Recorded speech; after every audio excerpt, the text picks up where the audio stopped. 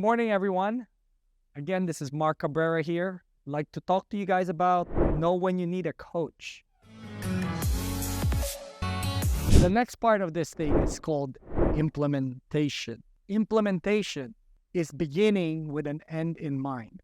That's again the 7 Habits of Highly Effective People, Stephen Covey. If you guys read that book, I'm telling you that there's so much nuggets in that book that some of these things I actually have to quote it back because I've been plagiarizing half of my seminar because I tell you I use it a lot. I've read that book at least 15 times by now because I internalize that certain things there that makes a huge difference. See, our lives, if it's built on principles, is built on a solid rock. If it's not built on principle, it's built on sand. Because each moment that your boundaries get tested, you don't know how to react. And the inconsistency of that creates a problem with your business because your relationships cannot survive if you're not predictable. Have you ever had people around you or an ex-girlfriend or an ex-wife that looks really crazy? The reason why they look really crazy is because you don't know which plate is going to be tossed at you sometimes because it became unpredictable to the point where, you're hurting me, and you're like 10 feet away from that person, right? The point I'm trying to make to you is unpredictability is something we're naturally against. We're naturally against things that are not predictable. Otherwise, everybody will be playing stocks. Everybody will be in casinos. Everyone, I'm talking about everyone, not just the people that are going broke, because a lot of them are going broke playing in the casino thinking they're going to win, right? Some win big. They actually end up losing big. That's why the casinos just keeps getting bigger because they're getting more money. It's like a sucker's born every day, So the point I'm trying to make to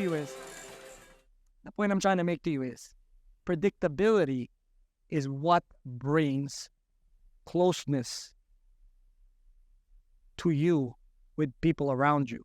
And that closeness can be turned into clients because they would want to refer you because they know how you work. The reason why I picked up $1 million client yesterday morning, waking up in the morning, because that person I've worked with 4 times already. And each time he calls me, I come through. I'm able to close the transaction. He knows exactly what's going to happen. He knows he's being communicated with. Things happen a certain way. No issues whatsoever. He knows exactly how I work. So when a person came up to him and said, "Hey, listen, I have why are you going in buying a house without a buyer's agent? Talk to Mark. This is my guy." And then he actually introduced us by Thaks. And that's how we got the client. Predictability. But implementation, beginning with an end in mind. Anything you start, you have to understand, you have to envision the finish. Because if you can't envision the finish, don't start. But when you plan something, you better darn implement it because otherwise that's just a dream on paper. That's exactly what you got. It only becomes real when it's actually implemented, when you take action, consistent action. Not when you're in a mood or you're not in a mood, because people actually sometimes think, "I'm not in a mood today to make prospecting." Go, well, you know what? The check that you're going to get on the next commission is not in the mood to actually be cashed. So, sorry, you're not going to get anything after 3 months. That's essentially what you're saying to me, right? I mean, it's because I had a headache this morning. Oh, my gosh. You know what? I was practically actually like dying, and I was still making it to my meetings because even though it's not my commitment, those people that are actually coaching with me and mentoring with me, it's their commitment. And if they're going to show up, unless I'm in the hospital bed dying, I will be there. Okay? Because it's Zoom, for crying out loud. You don't have to drive. You don't have to go show up somewhere. I mean, literally, you just turn on your phone. Hello. And you don't even have to show your face on the phone. Hello there. My face is ugly today. I'm not in a good mood, but hey, I'm here. I mean, it got so easy. I never saw it so easy in my life. So the next thing we're going to talk about is accountability. Accountability. If you notice something, the first picture has that little magnifying glass, okay? Accountability is to do things even when nobody's looking. Because it's not about others that matter. It's about you. It's about your accountability to yourself. It's not to show off what you've done or what you're about to do. It's about you doing it without no one even knowing it. And it's about what we think why people actually are successful sometimes. Like when we look at like Manny Pacquiao, he's from the Philippines, from my country, right? He did so well in boxing. I think it's time for him to retire now. I think he's in his retirement age. He's getting too old. But the point I'm trying to make to you, if you look at him and you look at his career, all we see is the spotlight when he's actually fighting. But what you don't see is the sacrifice of the daily routine. That's boring. That's not exciting. The running how many miles, the boxing like sparring, the whatever push-ups and sit-ups and all these other mundane things that has to do every single day to get to that one day of spotlight. Well, our one day of spotlight, guess what it is? It's settlement. That's right. Yes. And when we're collecting that check or they're wiring your funds to your account, that's your spotlight. That's why people don't see why we get paid what we get paid, because they don't see the background of it, right? All the hard work, unless you sell one a year, you're not really doing much. Yes, if somebody looks at your check and it's like $20,000, like, what the heck did you do? I've never seen you work in my life, and then you got this 15 grand, that's a lot of money. But what people don't see is the consistency that it takes, the rejections that you get when you make phone calls sometimes. The people say, don't ever call me again. Don't call me. Don't come by my house. I'm not selling my house forever. Not with you or anyone. All the rejections that you're going to get in this business. All the, no, you know what? I got a friend that's actually selling me the house, You're not a good friend. But now you're a friend, but you're a friend here. This little. And this friend here is this big. So that's why, and you're sitting there howling. Don't cry, don't cry, don't cry, don't cry, don't cry. Don't cry. Okay. I have to put up with this. But the point is, all those moments where it's difficult, when you actually go to work, start making phone calls, and you're getting distracted, and then you actually have to shut the door for 2-3 hours, and you actually just plug away, and sometimes it's not fun. Dealing with problems with your clients, running into issues. They're in the middle of purchasing a house, and all of a sudden they're getting divorced, and then now you have to become a freaking marriage counselor because you got to mend that marriage before they actually go to closing at least. So they buy a house, and then let's get divorced after that, so we can sell the house next month. My point is, no, it's kind of cold though. You don't do that, okay? But the point I'm trying to make to you is, okay? The point I'm trying to make to you is accountability. It's being at close up on the fire and not walking away from it. I had clients that run into issues and issues and issues. 4 months later, finally, we were able to sell them a house. A year and a half later, the longest one was actually 4 years. Took me 4 years working with them, and then they finally bought a house. Being there on the most critical moments of where your client needs you will generate a lot of transactions. Accountability, guys. Being able to hold yourself accountable. Sometimes we make mistakes. The third picture, as you may notice, somebody probably made a mistake and burned a whole forest. That's my third picture. And the idea behind that is, right, it's okay to make mistakes, but make sure you can control what mistakes you make. You see? Because at the end of the day, the number one thing is if you make a mistake, to me, is to acknowledge that that was your mistake. All the defense mechanism goes down. All the arguing goes down. It makes it a much simpler and better situation for your clients if they know that you're accountable for your own action. So the last one is adjustment. Adjustments are what I call being able to adapt. So adjustments is like the next slide that I'm actually going to put on. So adjustments.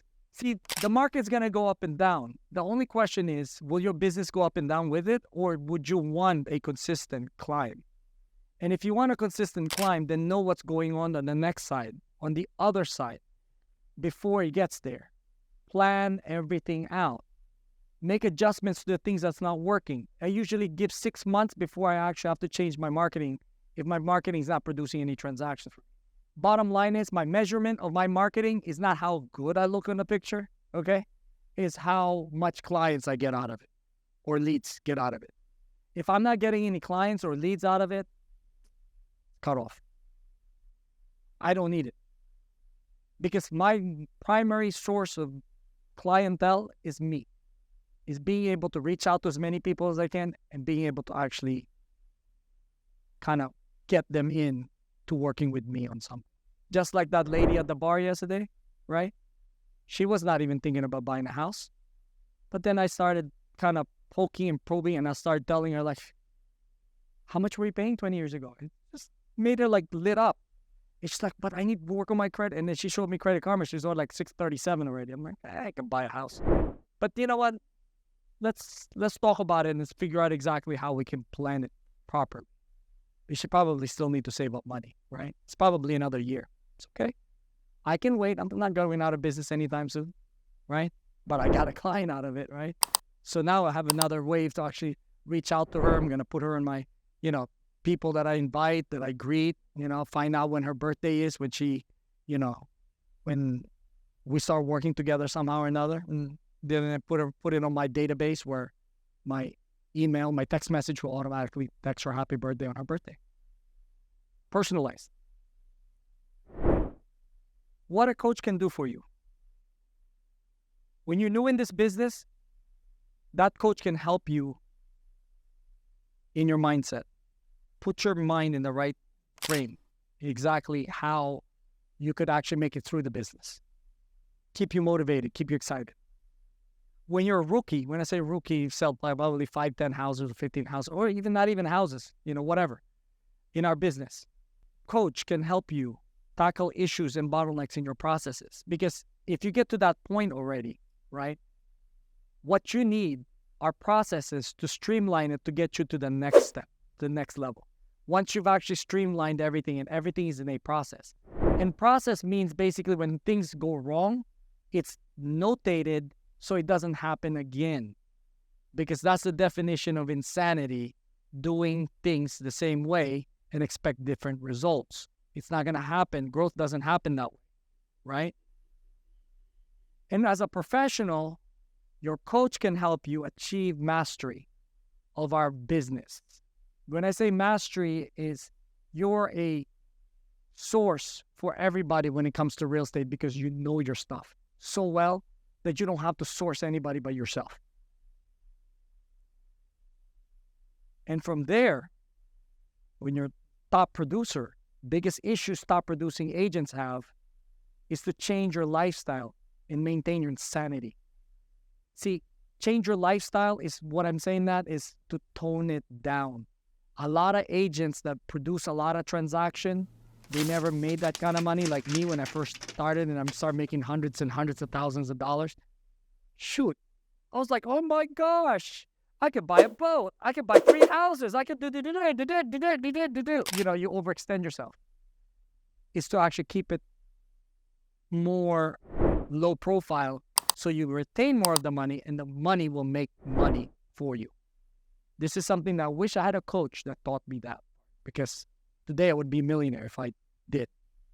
But having learned that, it helps me actually teach everybody else to be able to be more careful.